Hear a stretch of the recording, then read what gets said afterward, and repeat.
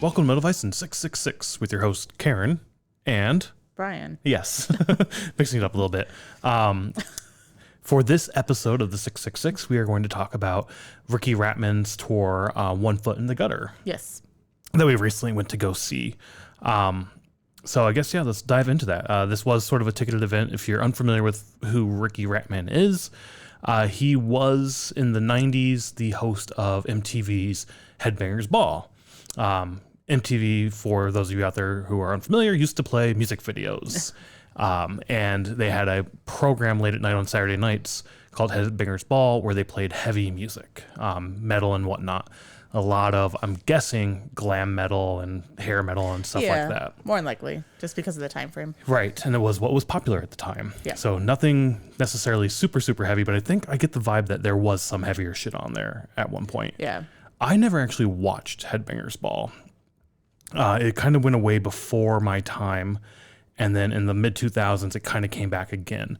And I knew it came back, but I never actually watched that either. There was a show, I think, hosted by like Good Charlotte or some shit that I watched every now and then. Like, really? Like That's The Rock funny. Report or some shit. I don't know what the fuck it was. But for many years, I thought that was Headbangers Ball, and it turns out it wasn't. Jamie Josta actually hosted Headbangers Ball for a long time. The second one? Yeah. Or the rebranding, bring back?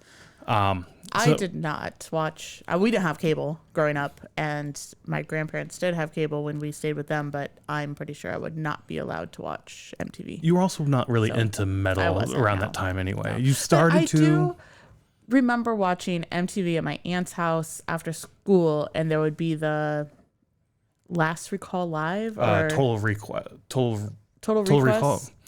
TRL is the name of it. Total Request Live. Yeah. God, I can't ever think of that. With that one guy, I can't remember the guy's name, but Fuck, yes. I'm blanking on the name too. Yeah. Carson Daly. Yeah, so that was on after school, so we'd watch that, and then during the summer they would do like, oh, let's go to a beach and like The spring break shit. do the spring break and stuff like that. So I do remember watching that, but yeah, I wasn't into metal, obviously back then. So. And that's around like the mid 2000s, early 2000s when they brought Headbangers Ball back again. Yeah. But yeah, Riki was the host of the original one, or one of the hosts during the original incarnations of this show. So, you know, growing up, I was familiar with who he was just from that standpoint, but nothing else around who he was or anything like that. He has been one of the hosts or ambassadors on the Headbangers boat. Yeah.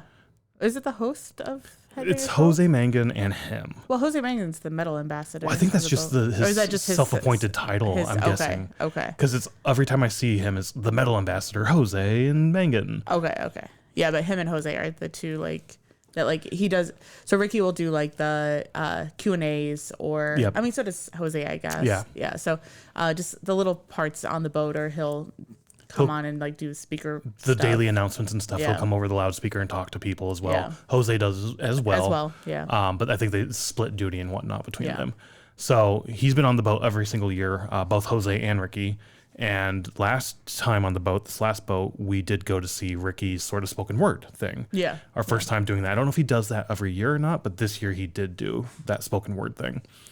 So then after the boat, it was sort of announced like, hey, I'm going to be doing another spoken word tour across America if you want to come check this out. And it happened to be the night before the 3 Days Grace concert in Milwaukee at Hogfest that we were going to.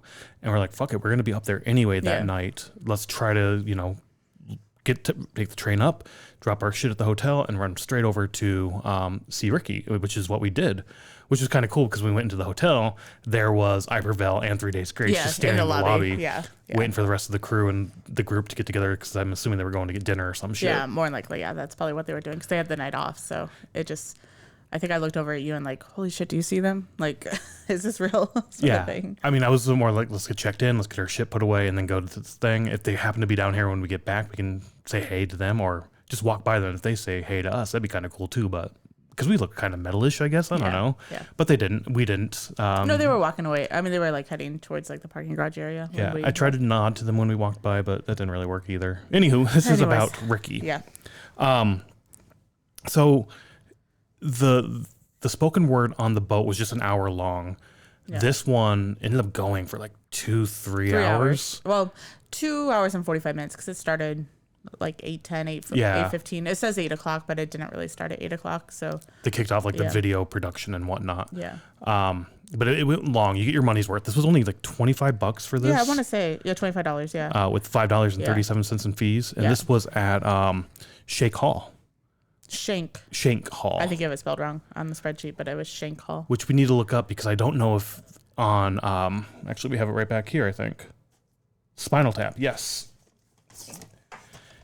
In Spinal Tap, holding up the DVD for it, the Stonehenge scene where the little tiny Stonehenge comes down. I think that was at Shank Hall or Shank Hall. At least they made reference to it multiple times during this spoken word and thing. They have like a whole thing on the wall of the venue and stuff of like the news articles and the pictures and everything. So. And they have a little Stonehenge they have with them. So that was kind of cool.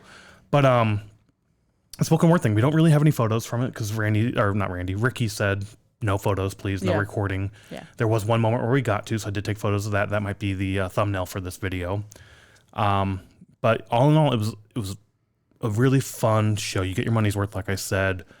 It's very similar to the boat show he did, but like parts of it, yeah. Which we were talking about that. It kind of felt like the boat show almost was like, let me try out bits and see what works, what doesn't work, and that I can throw into this longer form sort of chat with people. Yeah.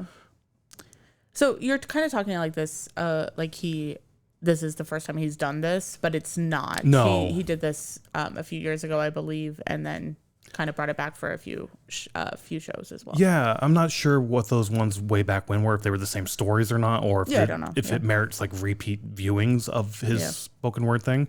Like I said, we saw it on the boat and here. I enjoyed both of those experiences. Mm-hmm. Both of them were really fun. Yeah. He's a good storyteller, I think. Yeah, I enjoyed this one a lot because on the boat it was more kind of, he talked about the Cathouse a little bit because he did own the Cathouse in LA, which was a rock dance club that turned into a concert venue. Yeah.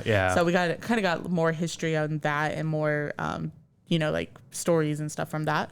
Where on the boat he mentioned that, but it was more like at the closing of the Cathouse, I think, and when he went through his depression and all that stuff.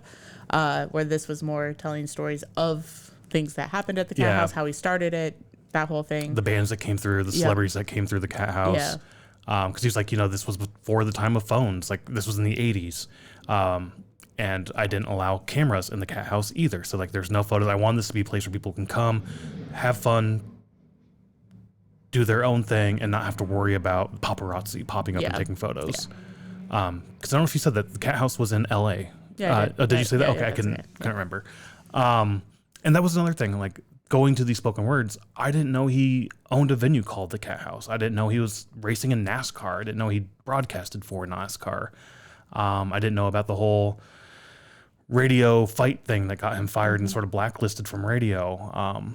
So I don't want to give too many of the stories away because, again, it's well worth the money to go and check this out. Yeah. Go definitely check it out. Just sort of a brief conversation around it was a thing. We went to go to it. It's definitely worth it. And you learn a lot about Riki if you weren't unfamiliar with him and only know him for Headbangers Ball, which is how I only knew him from. So I don't know. The Cathouse seemed like a really cool fucking spot with the bands they had playing, and just you could go there and you can see Danzig playing blues in like a back room or some shit like that. Tickets were like $5 at the door, like no pre-sale tickets or something like that. So I don't know. It seems like a really cool thing, and like I said, the stories are a lot of fun. He's a great storyteller. I think this is worth it. Yeah, I think it's worth it. I personally would probably not enjoy going to the Cathouse. It seemed very not my thing, but yeah. Definitely an 80s vibe based on the stories they were telling. I also got the feeling that it was the 80s when I was open. No, I know that, yeah. But like, I guess when I say that, it's sort of like when you think of the 80s, that's kind of the vibe I would expect from this venue. Okay, especially LA. Yes. Yeah. But when he's describing the Cathouse and what it is and sort of the culture in there and whatnot, I also get vibes of Reggie's to me. Like, to me, Reggie's is sort of this era's version of the Cathouse to some extent. Oh, okay. That's the vibe I got. I don't get that. No, not at all. No. Just a bunch of punk and metal kids coming to hang out and see cheap shows and whatnot. So, I don't know. Yeah, that's not how I took it, but that's okay. Yeah, the sex, drugs, and rock and roll that the Cathouse was. I don't know that. I don't think that kind of shit would fly in today's era. No, nothing. Even he called it out. He's like, I shouldn't have said half the things I said. I shouldn't have, you know, like the things that were happening and stuff shouldn't have happened, you know, like all that stuff. So. He's like, yeah, it's a product of its time, and there's no way any of this shit would fly in today's world. Yeah. But yeah, just like I said, I wanted to have a quick little chat about this experience. And like I said, if he does it again, I would go see another spoken word for Riki again. I think the tour's almost over for this run. There wasn't that many dates set, but I don't know what he's doing next. Right. So if he does something next year, if it's a regular recurring thing. But it is fun. And it's a good time. So yeah, not necessarily live music related, but still music adjacent. Yeah. And you get a lot of music history in there as well from his experiences at the Cathouse and the shows with like Guns N' Roses and shit like that. So really, really cool music history elements there. Yeah, definitely that's there. Yeah. So if you're into that kind of shit, definitely worth checking out. Bye.